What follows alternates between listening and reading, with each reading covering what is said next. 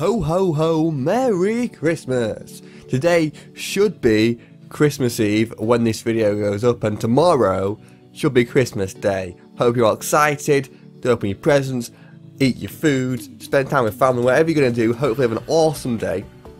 And then hopefully this FIFA 18 experiment will also be awesome. And the issue we've had now is that Santa is run out of elves. He's got a shortage, and he's contacted me, and I've said, yeah, what can I do about it? And he wanted all the players from the Premier League, and I was thinking, that's too much, that's not going to work. So I had a compromise, and I said, you can have all the strikers. So we're going to simulate a season without any of the strikers or centre forwards from the Premier League. They've all been taken out from each of the 20 teams, and we'll see how that will affect the teams. How will they perform? How many goals will they perform? Who will come top, who will come bottom, and hopefully it proves to be quite interesting.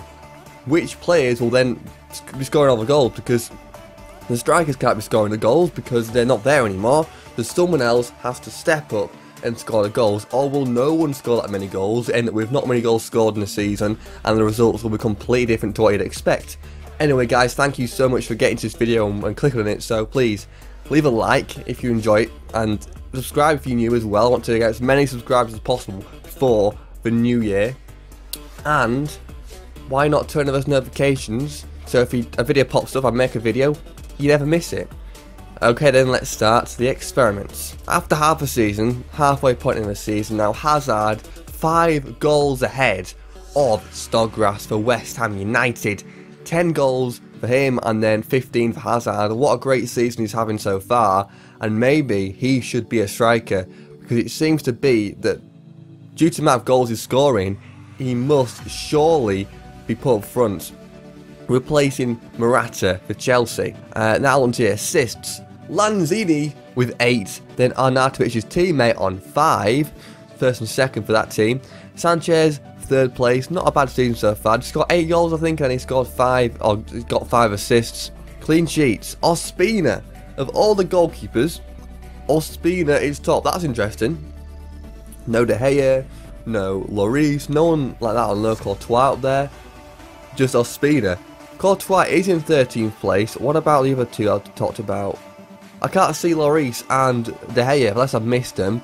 So that's interesting. Those players are not performing very well. Maybe these new players up front are they're just messing them up. I don't understand what to do, but they're confused, and it's not helping them to become the greatest keeper in the Premier League. Halfway through the season, and this is the table. Arsenal top. Now, I haven't seen Arsenal top for quite a while, and I haven't seen anyone top from real life for ages, because Man City have just been up there the whole time. But if you take the strikers out, this becomes more interesting. Only 5 points between Arsenal and Chelsea, so anything can happen. Chelsea could win it, Spurs could win it, Man City could win it.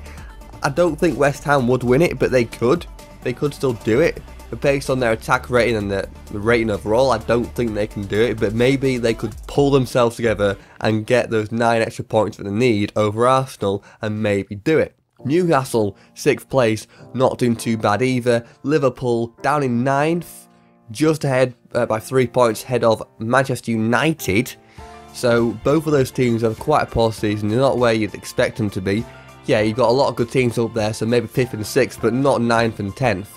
Now, towards the bottom of the table, you can see that you've got Stoke there, Bournemouth, West Brom, Swansea, Burnley, Huddersfield, and then you also got Brighton at the bottom, which isn't on there. It's quite like you'd expect, really. Nothing too abnormal, but we'll see who actually gets relegated at the end of the season. So after the full season now, we've had 25 goals from Hazard. Wow. In 38 games. Sanchez 2nd place, 15. Montero 14 goals. Mane, the pacey, awesome winger, in 4th place. So he must be playing up front or doing something else, and he's using his pace to bang 13 goals in, which isn't too bad. To say he's not a natural striker, if he is playing up front, that's quite good for him. In the assists, Lanzini tops it over the whole season, only on 11. Henderson on 8, quite a few on 8 actually. You got Arnautovic, Sanchez, Eriksen, a few on 7, a few on 6, and then a few on 5 towards the bottom. Clean sheets then. Ospina gets 2 more over the second half of the season, but only gets to 11, and Schmeichel gets a lot more on 15, Pickford 2 behind, Forster also 2 behind, Vorm not doing too great, Courtois only 10, De Gea, finally we see De Gea here with 8, finally, Lloris as well, 6, Begovic on 6, a few decent keepers, not where you'd expect them to be. You know, you'd expect De Gea, Courtois, Lloris maybe to be at the top spot, but no. In the FA Cup, Spurs beat West Ham 3-1. So that's been an interesting final, isn't it? You know, you've got Burnley in the semi-final. Spurs, they beat Man City 1-0. Not a bad game that would have been. Man United lose to Spurs, Liverpool lose to Man City, and the strangest score of all, Leeds United beat Chelsea 2-1. Leeds are a championship squad, right? Leeds are a championship club, and you would not expect a team like Chelsea to lose to them, but they have done, and that is the biggest upset of the whole tournament. In the Carabao Cup, Chelsea win it 1-0 against Newcastle, who also beat Arsenal 2-1, and then Arsenal beat, was that Bristol City? I think it is. I can't see from my small screen here. And then they beat Reading overall. So overall, it's been an interesting set of cups. Newcastle in there, you wouldn't expect them to get to the final, but they have done. West Ham, again, you would not expect them to get to the final of the FA Cup. So you take the strikers out, and this is what could happen in FIFA 18. Chelsea win the league. Manchester City, 1 point behind. You know, as a Manchester United fan, it's really nice to see them not top all the time, because it's getting a bit annoying right now. Arsenal in 3rd place, so they did lose that top spot, but to be fair, they came 3rd, which is great for Arsenal.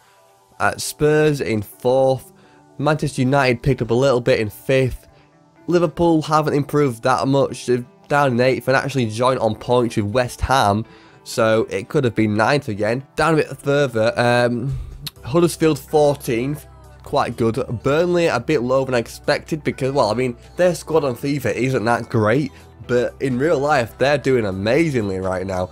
Newcastle, newly promoted side in 11th, great season for them.